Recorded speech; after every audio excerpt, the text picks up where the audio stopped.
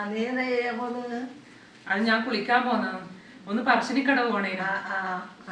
വൈകുന്നേരം ആവുമ്പോ മുത്തപ്പനെയും കാണാലോ. ഞങ്ങൾ കുളിക്കാൻ നോക്കട്ടെ. പ്രാണസഖി ഞാൻ വെറുമൊരു പാമരനാം പാട്ടുകാരൻ എങ്കിലുമെന്നോ. അപ്പോൾ നമ്മളിന്ന് പറശ്ശിനിക്കടവ് മുത്തമ്മ ക്ഷേത്രത്തിലാണ് പോകുന്നത്. ഇവിടുന്ന് ഏകദേശം 20 കിലോമീറ്റർ ഉണ്ടാവും നമ്മളെ വീട്ടിൽ നിന്ന്. ഇപ്പോൾ സമയം 4:30 ഒരു 5:15 5:30 ആകുമ്പോഴത്തേക്ക് അവിടെ എത്തും. അപ്പോൾ നമുക്ക് അവിടെ എത്തിയിട്ട് അവിടുത്തെ വിശേഷങ്ങൾ കാണാം. ബൈ. അപ്പോൾ കണ്ണൂരോളത്തിൻ്റെ മറ്റൊരു വീഡിയോയിലേക്ക് എല്ലാവർക്കും സ്വാഗതം. ഞാനിന്ന് കണ്ണൂർ ജില്ലയിലെ പറശ്ശിനിക്കടവ് ശ്രീ മുത്തപ്പൻ ക്ഷേത്രത്തിലേക്കാണ് പോകുന്നത്. ഈ ക്ഷേത്രം സ്ഥിതി ചെയ്യുന്നത് കണ്ണൂർ ജില്ലയിലെ തളിപ്പറമ്പ് താലൂക്കിൽ ആന്തൂർ നഗരസഭയിലാണ്. കണ്ണൂർ നഗരത്തിൽ നിന്ന് വടക്കു മാറി 16 കിലോമീറ്റർ അകലത്തിലാണ് ഈ ക്ഷേത്രം സ്ഥിതി ചെയ്യുന്നത്. ഇപ്പം നമ്മൾ പോയിക്കൊണ്ടിരിക്കുന്നത് പറശ്ശിനി പാലത്തിൻ്റെ മേലെ കൂടിയാണ്. നേരെ നോക്കിയാൽ അതാ പറശ്ശിനിക്കടവ് മുത്തപ്പൻ ക്ഷേത്രം കാണാം. ഇത് ശരിക്കും വളവട്ടണ പുഴയാണ്. ഈ ഭാഗത്ത് ഇത് പറശ്ശിനിപ്പുഴ എന്നറിയപ്പെടുന്നു. 2 വഴികളുണ്ട്. ബസ്സിലാണ് വരുന്നതെങ്കിൽ ബസ് സ്റ്റാൻഡിൽ ഇറങ്ങി സ്റ്റെപ്പുകൾ ഇറങ്ങിയിട്ട് ക്ഷേത്രത്തിന് എത്താം. അതല്ല സ്വന്തം വാഹനങ്ങളിലോ മറ്റു വാഹനങ്ങളിലോ വരുന്നതെങ്കിൽ വേറെ സ്റ്റെപ്പ് ഇറങ്ങാതെ വേറെ ഒരു വഴിയുണ്ട്. അവിടെ പാർക്കിംഗ് സൗകര്യങ്ങളൊക്കെ ഒരുക്കിയിട്ടുണ്ട്. നേരെ ക്ഷേത്രത്തിൻ്റെ അടുത്ത് തന്നെ എത്തും. ഞാനിപ്പോൾ പറഞ്ഞ വഴി ഇതാണ്. ഇത് ഡയറക്റ്റ് ക്ഷേത്രത്തിന് താഴെയുള്ള പാർക്കിംഗ് സൗകര്യമുള്ള ആ സ്ഥലത്തേക്ക് എത്തും. ഇതാണ് ആ സ്ഥലം. ഇവിടെ ടാക്സി ഓട്ടോ ഒക്കെ വെക്കുന്നത്. 2 വീലറൊക്കെ ഇവിടെ പാർക്ക് ചെയ്യാവുന്നതേ ഉള്ളൂ. വലിയ വണ്ടി പാർക്ക് ചെയ്യാൻ റൈറ്റ് സൈഡിൽ വേറെ സൗകര്യമുണ്ട്. ഇതാണ് ക്ഷേത്രത്തിലേക്ക് പോകുന്നതിനുള്ള വഴി.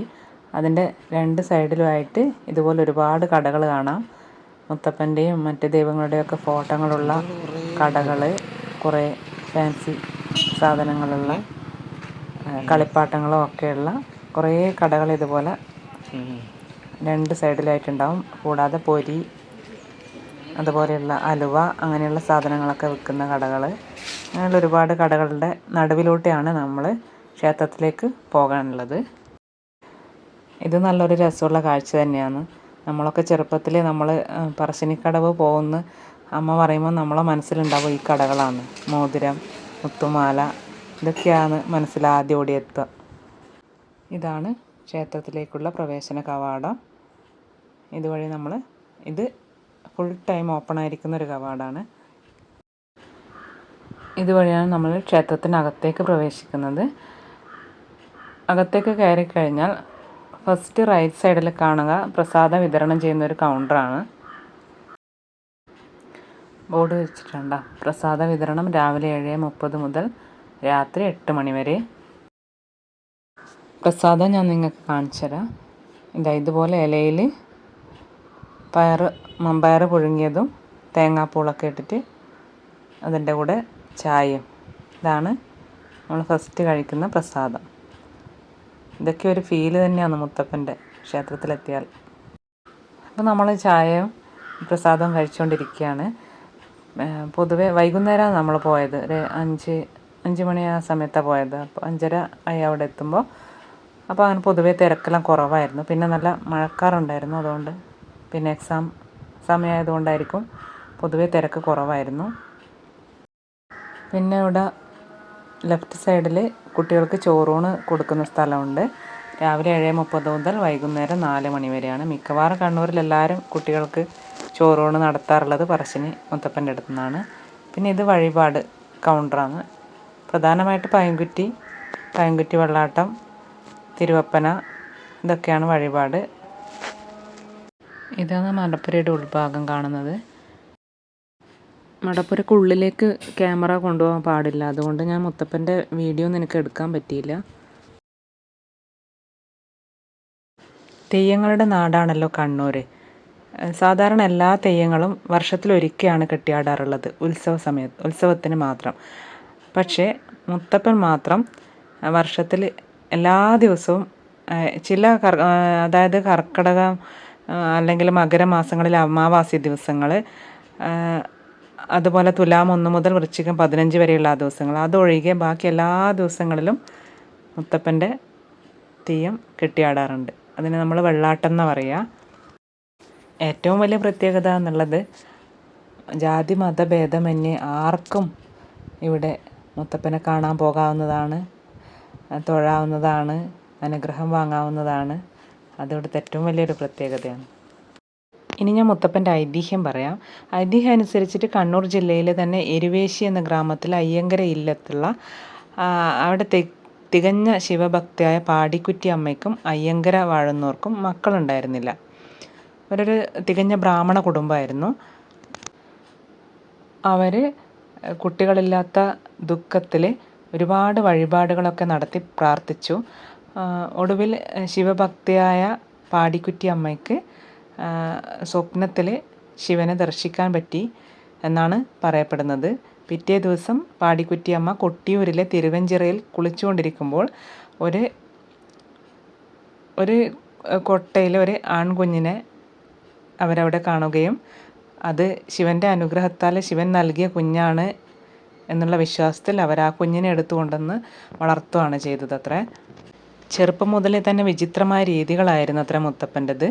ഇല്ലത്തെ, അതായത് ബ്രാഹ്മണ ഇല്ലായിരുന്നല്ലോ, അവിടുത്തെ ഒരുപാട് ചിട്ടവട്ടങ്ങളുണ്ട്.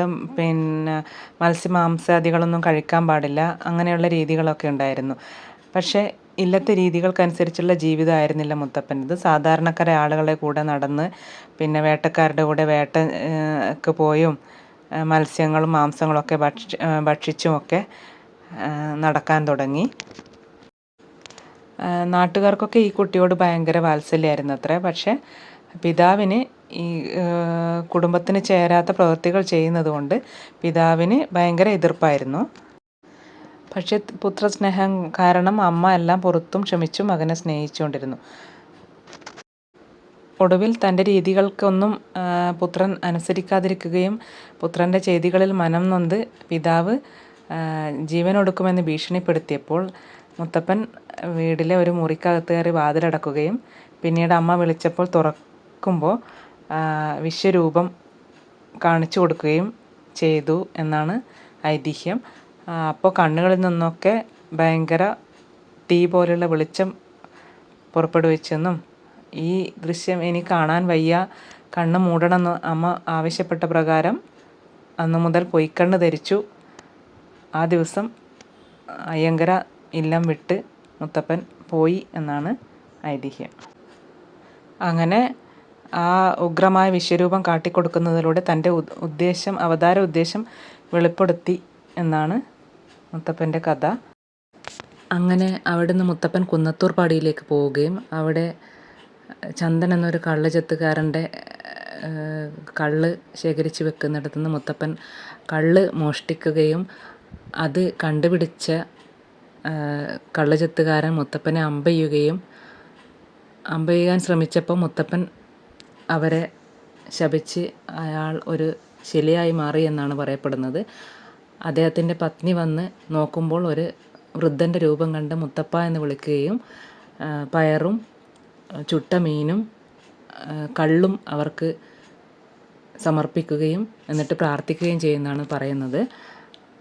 അങ്ങനെ അതിനുശേഷം അത് മുത്തപ്പൻ്റെ ആരൂഢമായ പ്രസിദ്ധമായ ഇന്നത്തെ കുന്നത്തൂർ പാടിയായി അറിയപ്പെടുകയും ചെയ്യുന്നു. അവിടുന്ന് അങ്ങനെ കുന്നത്തൂർ പാടിയിൽ നിന്ന് ആകാശത്തേക്കൊരു അമ്പ് എഴുത് പറശ്ശിനിക്കടവുള്ള കാഞ്ഞിര മരത്തിൽ കൊള്ളുകയും അതാണ് ഇന്നത്തെ കണ്ണൂരിലെ പ്രസിദ്ധമായ പറശ്ശിനിക്കടവ് മുത്തപ്പൻ ക്ഷേത്രം എന്നറിയപ്പെടുന്നത്. ഇങ്ങനെയാണ് മുത്തപ്പനെ കുറിച്ചുള്ള ഐതിഹ്യം. മുത്തപ്പനും തിരുവപ്പനും, അതായത് മഹാവിഷ്ണുവും ശിവനും എന്നുള്ള സങ്കല്പത്തിലാണ് കെട്ടിയാടുന്നത്. പിന്നെ ഇവിടെ അന്നദാനമുണ്ട് ഉച്ചക്കും രാത്രിയും. ഉച്ചക്ക് 12:30 മുതലും രാത്രി 8:30 മുതലും വരുന്ന എല്ലാ ഭക്തജനങ്ങൾക്കും എല്ലാ ദിവസവും ഭക്ഷണമുണ്ട്. ഒരു രുചികരമായ ഒരു ഭക്ഷണം തന്നെയുണ്ട്. അതിനുവേണ്ടി ഊട്ടുപുര എന്ന പേരിൽ ഒരു വലിയ ബിൽഡിങ് തന്നെ ഒരുക്കിയിട്ടുണ്ട്. എത്ര ആൾ വന്നാലും കഴിക്കാനുള്ള സൗകര്യവും എല്ലാം ഏർപ്പെടുത്തിയിട്ടുണ്ട്.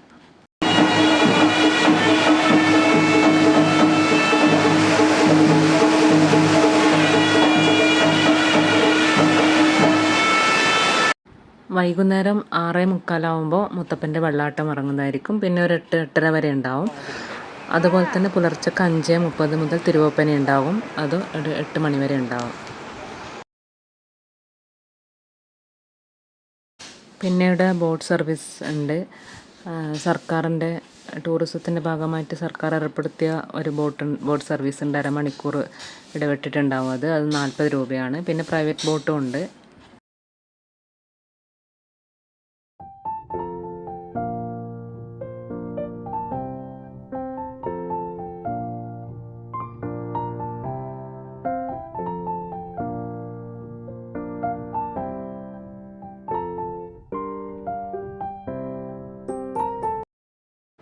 ഇതുപോലെ ഈ പുഴയുടെ സൈഡിൽ ഇങ്ങനെ ഇരിപ്പിടങ്ങളും വൈകുന്നേരമൊക്കെ നല്ല ഒരു കാഴ്ചയാണ്. ഇവിടെ ഇരുന്ന് ഇങ്ങനെ ബോട്ട് സർവീസും പുഴയൊക്കെ കണ്ട് ആസ്വദിക്കാം. മുത്തപ്പനെയും കാണാം. ഭക്ഷണമൊക്കെ കഴിച്ച് തിരിച്ചു പോകാം. കണ്ണൂരിലുള്ള ആരും തന്നെ ഇവിടെ പോകാതിരിക്കില്ല. കേരളത്തിൻ്റെ എല്ലാ ഭാഗത്തു നിന്നും ആൾക്കാരിവിടെ കണ്ണൂർ കാണാൻ വരുന്ന എല്ലാവരും എന്തായാലും ഒന്ന് പറശ്ശിനിക്കടവ് എത്താതിരിക്കില്ല. മിക്കവാറും ആൾക്കാരും പറശ്ശിനി കണ്ടിട്ടേ പോവും. അതുപോലെ താമസിക്കാനുള്ള സൗകര്യങ്ങളുണ്ട്. പുറത്തുനിന്ന് വരുന്നവർക്ക് താമസിക്കാനുള്ള മുറികൾ അവിടെ ലഭ്യമാണ്.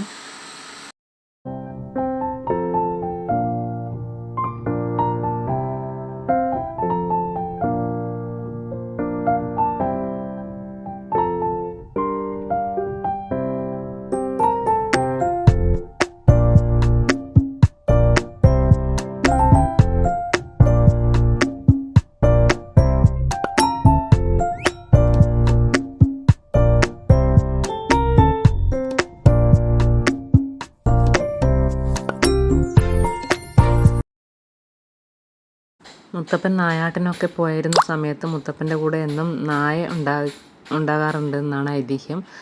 അതുകൊണ്ട് തന്നെ ഇവിടെ യഥേഷ്ടം നായകൾ സ്വൈരവിഹാരം നടത്തുന്നതായി കാണാം. നായക്ക് പ്രസാദവും ഒക്കെ ഇവിടുന്ന് കൊടുക്കാറുണ്ട്.